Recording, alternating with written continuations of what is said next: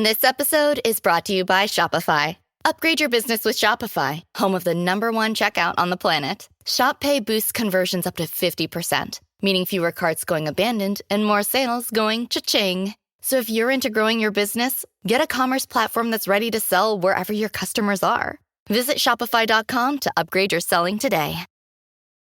This episode is brought to you by LifeLock. The new year brings new health goals and wealth goals. Protecting your identity is an important step. LifeLock monitors millions of data points per second. If your identity is stolen, LifeLock's restoration specialist will fix it, guaranteed or your money back. Resolve to make identity health and wealth part of your New Year's goals with LifeLock.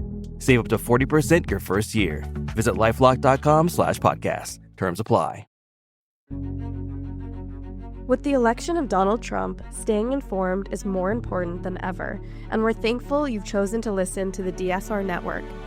Through the turbulent times ahead, we will continue to provide the insightful expert analysis on the issues that matter most around the world. We ask that you consider becoming a member to support our effort to provide you the best content possible.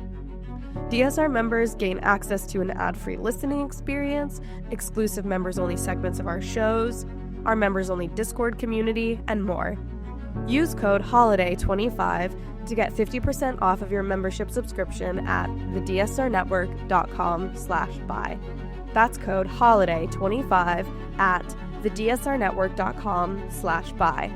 The DSR Network will evolve in exciting ways in the new year, and we hope you'll join us.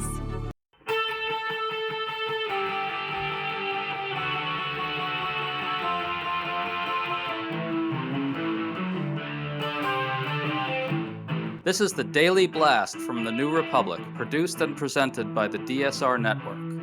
I'm your host, Greg Sargent.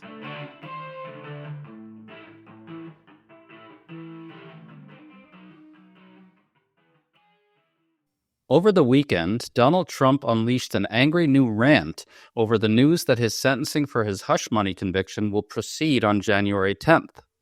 But buried in Trump's rage was a key tell. He's signaling that he'll use his conviction and sentencing as a fake pretext to carry out his own authoritarian designs in a second term.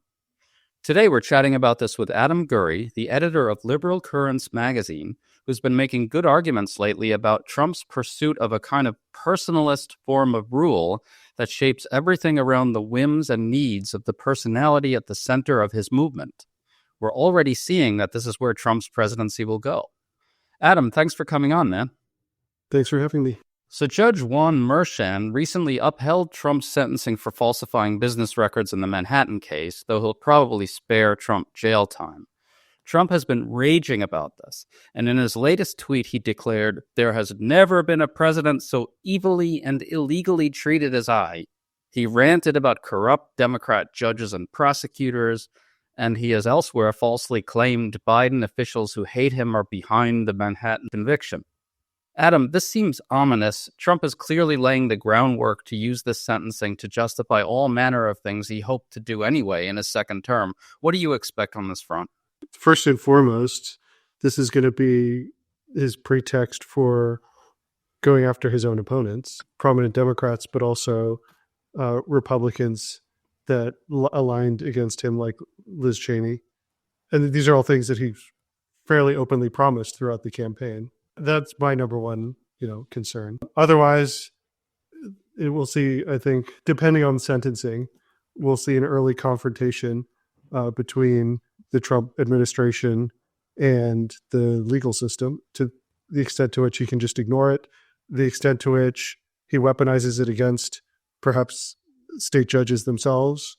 There's a lot of tools at his disposal. You have someone like Kash Patel at the FBI, and one potential is suddenly there are corruption investigations into judges that have ruled on the cases against him. Things like that, where even if he doesn't succeed, even if the courts eventually throw it out, it can be enough to scare any of the judges in any of the cases that have been brought against him. In the long term, once they've tested how to scare judges and intimidate judges, judges are one of the number one impediments to the many policies that he has promised to enact. So, Adam, you had a piece on this more generally recently for Liberal Currents, arguing that one of the big risks of the second Trump presidency is that he will entrench personalist rule. First, can you just talk about what personalist rule is? Yeah, I think when people think of dictators, especially in this country, we had sort of the most extreme 20th century examples in mind of totalitarianism, like the Soviet Union or even Nazi Germany at the height of the war.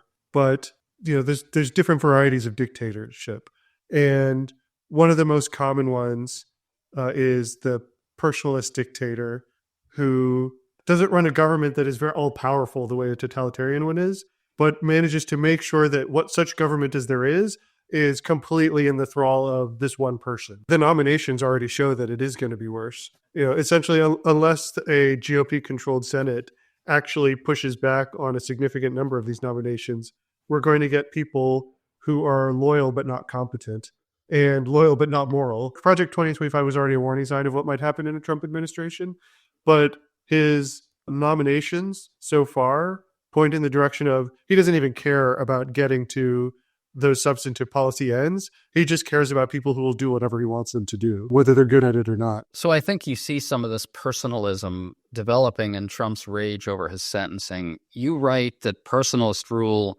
deliberately mobilizes the emotional attachment of supporters to the leader to undermine the legitimacy of other components of the system.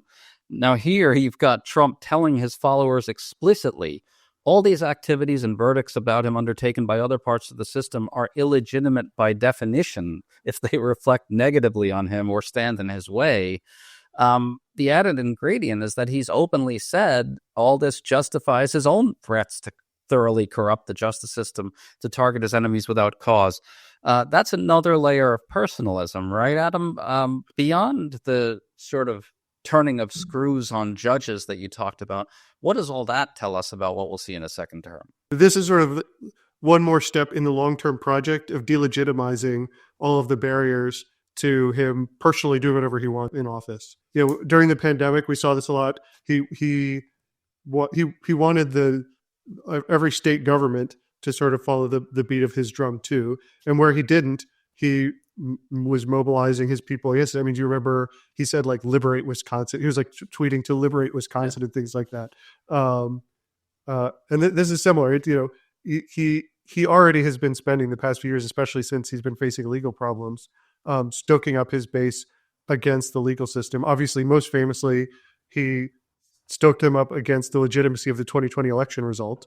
But he's just sort of continuing to feed this narrative to the people that are most personally attached to him, that any aspect of the system that is a speed bump to him or acts against him in any way is illegitimate. It's undemocratic, it's corrupt, it's evil. And that's that you cast in those terms. In other systems, we see that one of the ways that personalists consolidate their power is through corruption charges. So in China, for example, she has had many anti-corruption campaigns that were just pure campaigns to purge political rivals. The New York Times' Maggie Haberman said on CNN the other day that Trump is very angry about the hush money conviction and sentencing, and that he may want a display of fighting the sentencing in court. He'll see this as politically useful, she suggested. I think that's a dark and ominous turn in his anger as well. You wrote that the personalist ruler seeks to expand his charismatic authority, as you put it, through big public gestures of various kinds. And this fighting display is another signal that he's going to try to mobilize his supporters against the system on his own behalf. Is that the right way to read this? Trump has promised a lot of very big, extreme things over the last year. Most prominently, I would say, deporting 20 million people.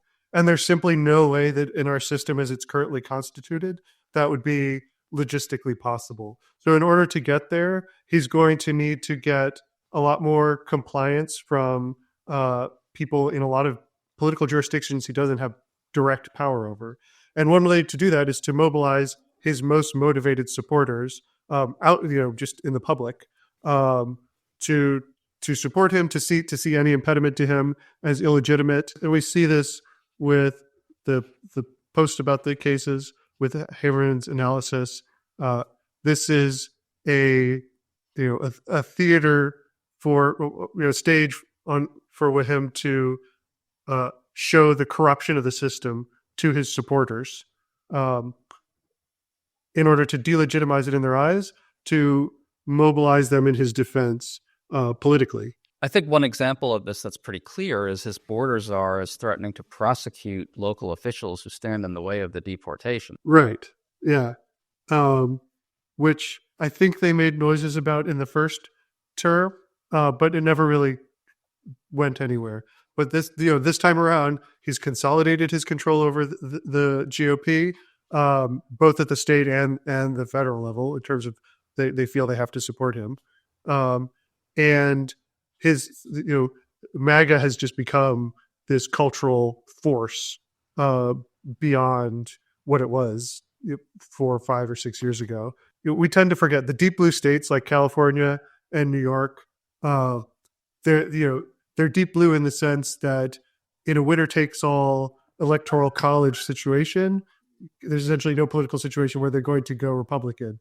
But there's still millions of Republicans that live there, many of whom are big fans of Donald Trump. So even in fairly blue states, there could be, especially within specific jurisdictions, people that are mobilized to apply pressure to cooperate with the government. If the government then also uses its tools to apply pressure, through the DOJ again, or otherwise, it has a lot of leverage, a lot of levers it could use to apply pressure. Many officials in Democrat areas may feel that they are better off cooperating, even just quietly doing so without announcing it. What's really alarming to me, frankly, is the number of officials that are already saying that they will cooperate. People like Mayor Adams, who makes little sense given his legal problems, but even Kathy Hochul saying, that she'll absolutely send immigrants that commit crimes, to ICE or whatever her quote was. One big question will be whether Trump actually can succeed in neutering other components of the system via this kind of personalist rule. You wrote in another piece that Trump ran an explicitly fascist campaign, expressly promised to either thoroughly corrupt or outright roll over laws, rules, and governing institutions that act as a check on his power and agenda. I think many MAGA people voted expressly for this, but there's this other kind of voter, low propensity, young, some non-white, economically anxious, who maybe saw this in somewhat different terms, like they wanted a strong man, but only to the degree that he'll control inflation and make the economy better, for instance. Do you worry that there's kind of an opening for those types of voters, the ones who have that kind of softer picture of what Trump is really about, to kind of stealthily get converted to supporting authoritarian governing means? That's certainly a danger. He got more voters to vote for him this time than ever, which is very depressing given how much worse this campaign was than anyone he had even done before. There's no telling. It absolutely could happen. My feeling is that if you voted for him this time around, then the authoritarian stuff is probably not going to be what scares you off next time. And maybe some of people do get converted by that. If the things that I think are most likely to lose him some of that extra 3 million or so that he got from since 2020 are things that it will actually impact people directly. If someone they actually know is deported that they don't think deserved it, and again, if costs continue to go up, but I don't think they'll care about prosecuting his opponents or something, or opening cases up against judges. I don't think they'll care about that at all. In fact, I could offer you a scenario that's really kind of depressing, which is maybe Trump doesn't get all the tariffs he wants. Maybe he can't really carry out all the deportations he wants. And he sort of simultaneously benefits from the good economy that he's inheriting from President Biden. And so those voters think that Trump is actually succeeding. And so they are even more inclined to overlook the explicit authoritarian stuff. I mean, doesn't that seem like a scenario that's pretty upsetting, but plausible. Yeah, I do think so. I'd say, yeah, it's sort of there's a lot of different possible scenarios. In a scenario where Trump doesn't get to do what he wanted, or decides he doesn't want to bother because he doesn't want to risk it politically, he does some of the same stuff from his first term, which was quite terrible in its own right. But we still end up able to have free and fair elections in 2 years and in 4 years and in 2 years after that.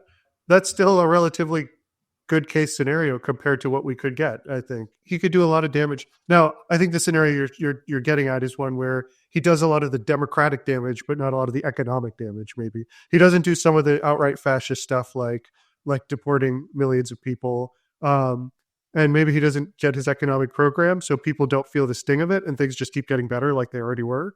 And then he gets benefit from that, and people don't care about the fact that he's wrecking all the checks and balances on the keeping free and fair elections. That would definitely be a bleak scenario, and that I definitely am worried about that. It's a scary scenario where he doesn't do the big scary fascist things, but he just chips away at the democratic constraints. And I think to some extent that's the personalist path for him. Maybe he picks a war with someone. Maybe he does something like that to stoke up his popularity as well. But he leaves the economy more or less alone. But then he prosecutes his political opponents. He prosecutes any judges or anyone in the legal system that was either is personally working against him in the sense of cases against him, but also politically working against him in the sense of saying that administrative actions are illegal. And he consolidates his personal control, and most of the 77 million people who voted for him just don't care about that because it doesn't affect them personally.